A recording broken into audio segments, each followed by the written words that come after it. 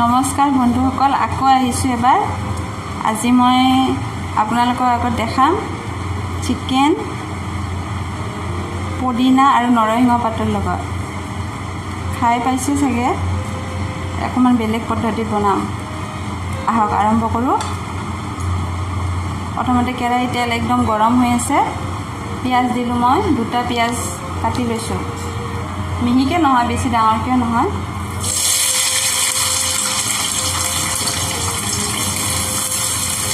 লৰাই দিলে হ'ল। এতিয়া এখিলা তেজপাত, এটা জলকীয়া আৰু নৰসিংহৰ পাতখিনি দি পেলাই আকৌ লৰাই দিব।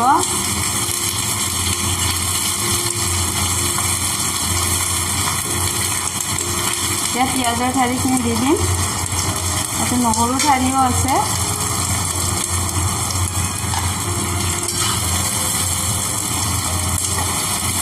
ঘৰতে শাক পাচলিৰ বাগিচাতে এইখিনি হৈছে। পিঁয়াজৰ ঠাৰি, নহৰু ঠাৰি,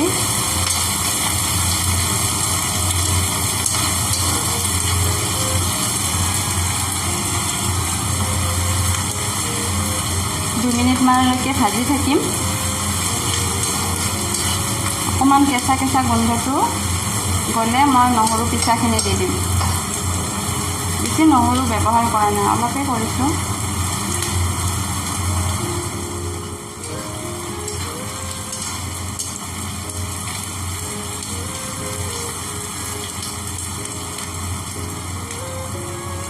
এতিয়া নহৰু পিচাখিনি দি দিম।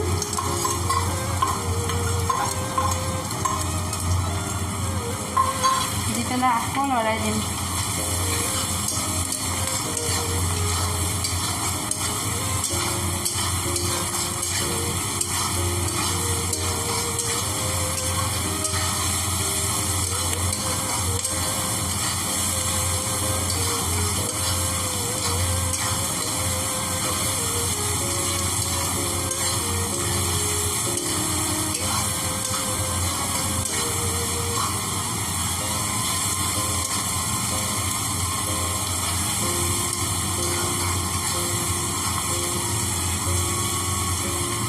বিলাহী ব্যৱহাৰ কৰিছোঁ, এটাই বিলাহী দিছোঁ, বেছি দিয়া নাই। পেষ্ট কৰি লৈছোঁ।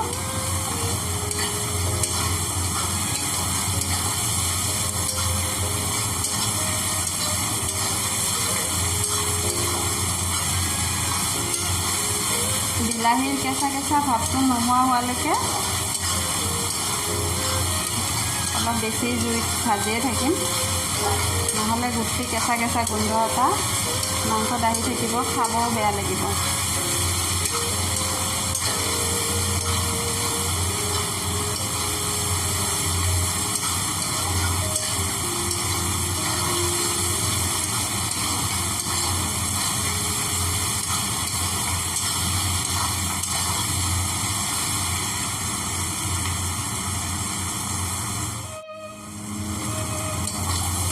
দুমিনিটমান পিছত এতিয়া মাংসখিনি দি দিম।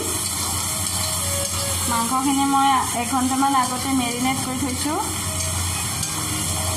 হালধি নিমখ সানি পেলাই, দৈও দি থ'ব পাৰে আপোনালোকে মেৰিনেট কৰিলে, তেতিয়া মাংসখিনি কোমল হয়। মই দৈ দিয়া নাই, কাৰণ আজি পুদিনা দিম। অকণমান সোৱাদটো বেলেগৰ কাৰণে। সদায়তো আমি মছলা খাই থাকোঁ ন। এতিয়া মাংসখিনি দি দিম।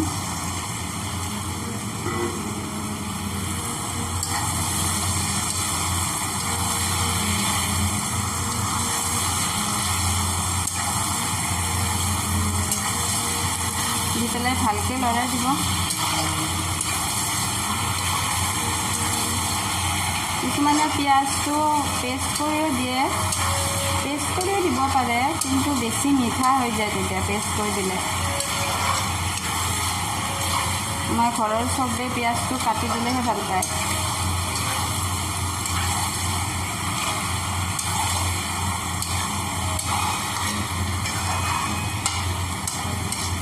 পুদিনাটো আমি একদম শেষত দিম, নমোৱাৰ 5-10 মিনিটমান আগতে।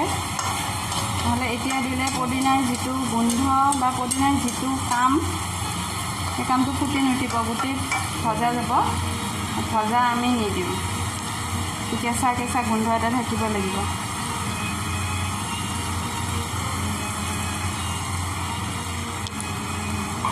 এতিয়া আমি 3-4 মিনিটমানৰ কাৰণে ঢাকন মাৰি 4 মিনিটমান পিছত ঢাকনখন গুচাই মাংসখিনি লাৰি দিব।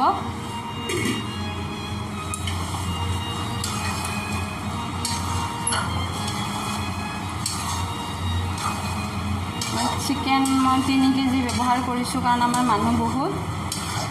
ব্ৰইলাৰ চিকেন লোকেল খাই বেয়া পায় ইহঁতে।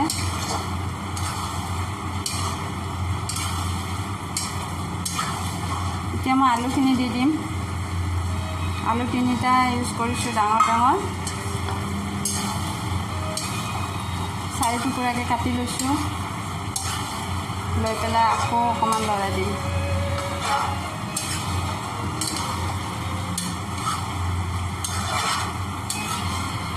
কিনা মছলা একোৱেই ব্যৱহাৰেই নকৰোঁ মই মাংস। পিঁয়াজ, আদা, নহৰু, জলকীয়া, তেজপাত। সেইকাৰণে আজি অকণমান বেলেগ বনাব বিচাৰিছোঁ, পদিনা আৰু নৰসিংহ পাতৰ লগত। পদিনাটো দিয়াৰ লগে লগে মাংসখিনি এটা বেলেগ টেষ্ট আহে। আপোনালোকে ট্ৰাই কৰি চাবচোন ঘৰতে। এতিয়া মই আকৌ 10 মিনিটমানৰ কাৰণে মাংসখিনি ঢাকি দিম। জুই বঢ়াই থাকিব।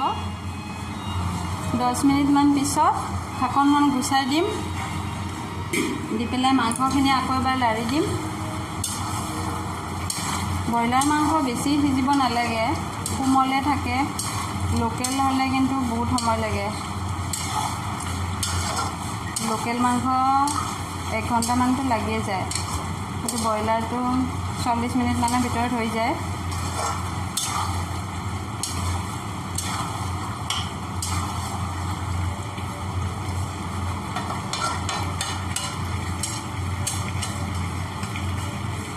একো মছলা নিদিওঁ,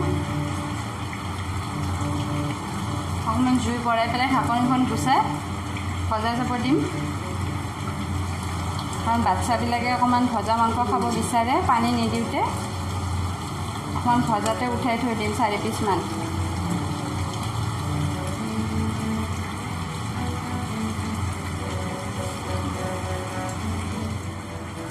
তিনি মিনিটমান পিছত মই আকৌ লৰাই দিম। জুই বঢ়াই থাকিব।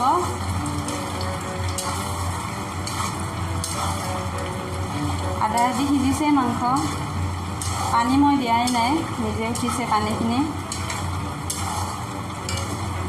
আপোনালোকে ইচ্ছা কৰিলে পানী দি দিব পাৰে সিজিবৰ কাৰণে, যদি ঢিলাকৈ মাংস খায়। মই অকণমান ভাজতে ৰাখিম, সেইকাৰণে অকণমান কাঢ়াকৈ ভাজি লৈছোঁ।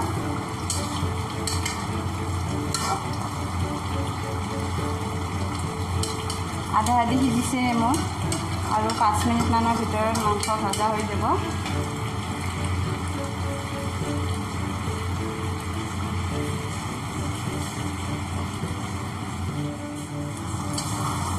মাংসখিনি ভজা হৈ গৈছে।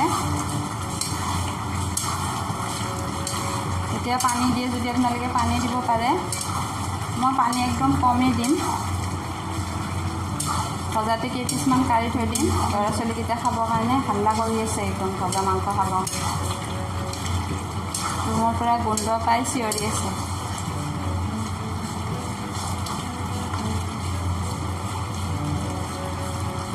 সদায় মাছ মাংসবিলাকত মছলা ব্যৱহাৰ কৰাই হয়, কেতিয়াবা মছলা নিদিয়াকৈও খাই চাব মন যায়। তাতে যদি 2টা পদিনাৰ পাত দি দিয়ে, ইমান বেছি সোৱাদ লাগিব খাই। আপোনালোকে ঘৰত একবাৰ ট্ৰাই কৰি চাব এইটো।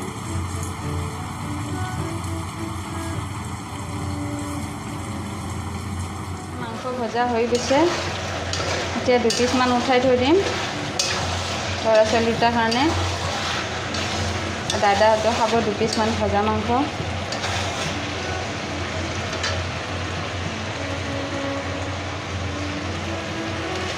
লিভাৰ চাই পেলাই আৰু সৰু সৰু 2 পিচমান আঞ্জাত দিলে খাই পেলাই ভাল নাপায়, ভজা দিলে কিন্তু খুজি খুজি খাব। বাতি লৈ ৰেডি হৈ থাকিব একদম।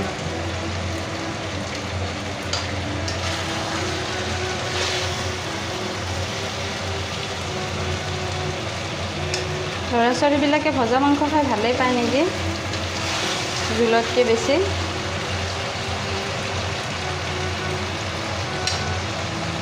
এনেকৈ মই 2 পিচমান থৈ দিম ভজা মাংস।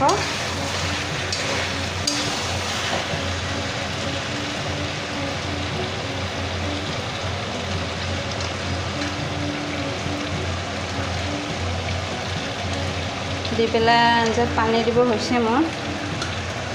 মাংসখিনি নহ'লে গোটেইখিনি ভাঙি যাব, একদম সিজি গৈছে।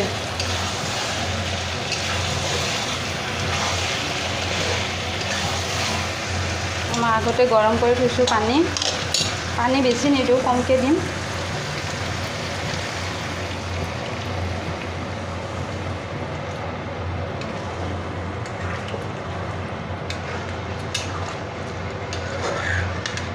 পানী দি পেলাই এতিয়া মই আচল বস্তুটো দিম, পদিনা পাতকেইটা।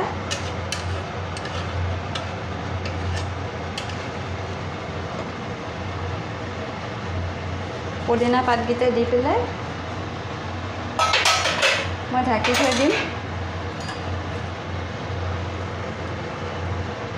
এতিয়া পানীখিনি উতলি অহালৈকে পদিনা পাতকেইটাৰ গোন্ধটো গোটেই মাংসখিনিত সোমাই যাব।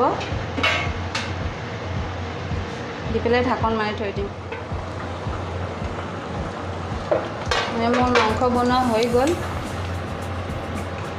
খুব বেছি 40 মিনিটমানৰ ভিতৰত মাংস তৈয়াৰ হৈছে। ইয়াতে মই কিনা মছলা একদমেই ব্যৱহাৰ কৰা নাই। নহৰু, পিঁয়াজ, তেজপাতখিনিৰ বাহিৰে লাষ্টত পদিনা পাতকেইটা দি দিছোঁ।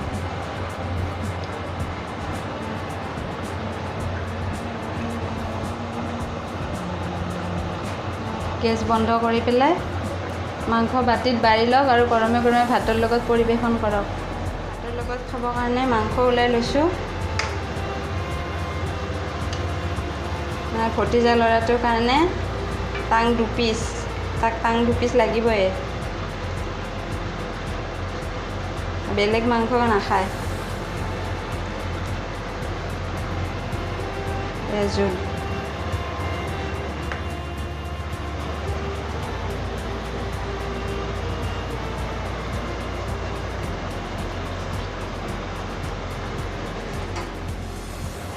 আপোনালোকে এই ৰেচিপিটো ঘৰত ট্ৰাই কৰিব আৰু নিশ্চয় ভাল পাব, কাৰণ সদায় মছলা খাই থকা যায়। পদিনা পাতেৰে চিকেন আপোনালোকে ট্ৰাই কৰক আৰু চবৰে লগত শ্বেয়াৰ কৰক। আৰু আমাৰ চেনেলটো ছাবস্ক্ৰাইব কৰিব নাপাহৰিব আৰু লাইক কৰিব।